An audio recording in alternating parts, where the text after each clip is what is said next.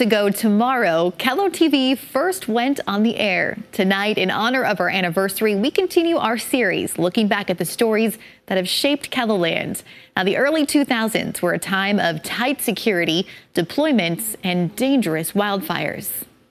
The 21st century began with the largest wildfire South Dakota had ever seen.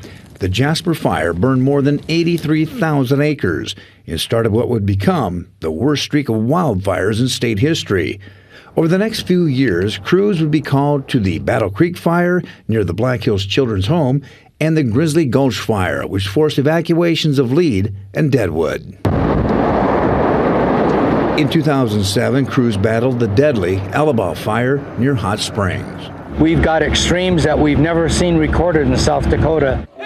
Sad day for America, it really is. On September 11, 2001, terrorists attacked the U.S., crashing commercial planes filled with passengers into the World Trade Center towers and the Pentagon and into a Pennsylvania field. And the pain could be felt nationwide. In Sioux Falls, a handwritten sign went up at the airport as passengers gathered around TVs. Local students watched history unfold in their classrooms. Thank you very much.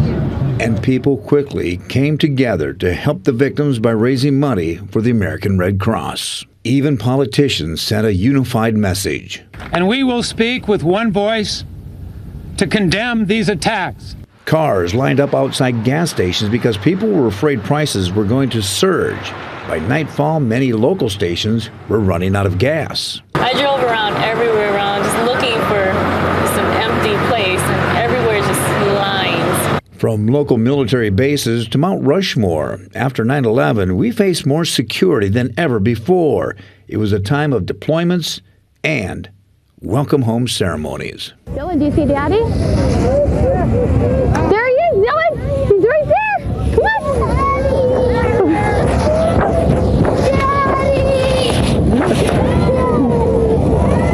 Thousands of South Dakotans served in the war on terror. Some, sadly, never made it home.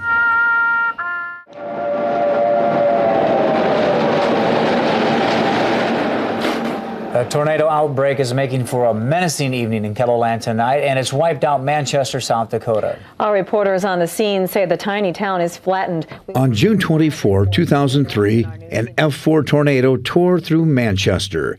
It was one of 67 twisters to touch down in KELOLAND during the 7-hour-long outbreak that would later become known as Tornado Tuesday. On August 16, 2003, Congressman Bill Janklow ran a stop sign in Moody County and collided with a motorcycle, killing Randy Scott. I'm not going to go into it because all I do is cry when I do. Janklow was charged with manslaughter and sentenced to 100 days in jail. It was the end of his decades-long political career. In 2004, back-to-back downpours submerged central Sioux Falls, turning streets into rivers and yards into lakes. I mean, there was so much force that it took a step.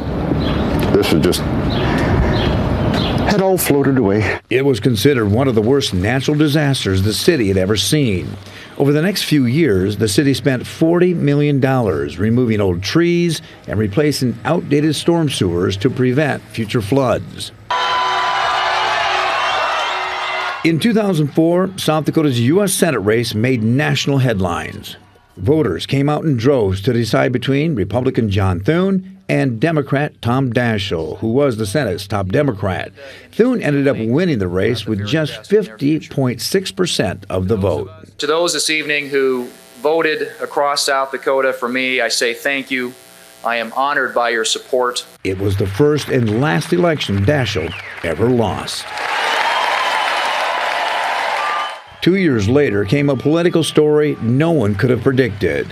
Senator Tim Johnson suffered a brain bleed, underwent emergency surgery, and months of rehabilitation. Wow, you guys are a sight for sore eyes. In August of 2006, he returned to South Dakota for the first time in months.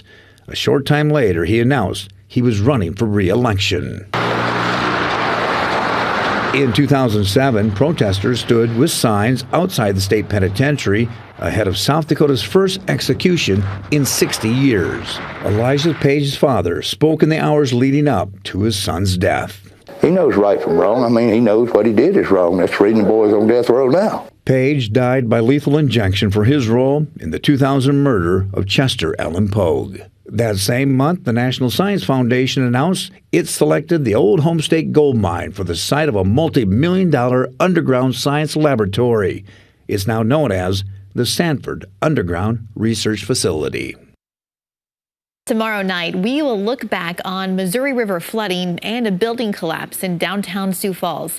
And you'll also want to tune in this weekend for our anniversary special, KELOLAND, Your Home for 70 Years. It will air on KELO TV on Saturday, May 20th at 7 o'clock Central Time.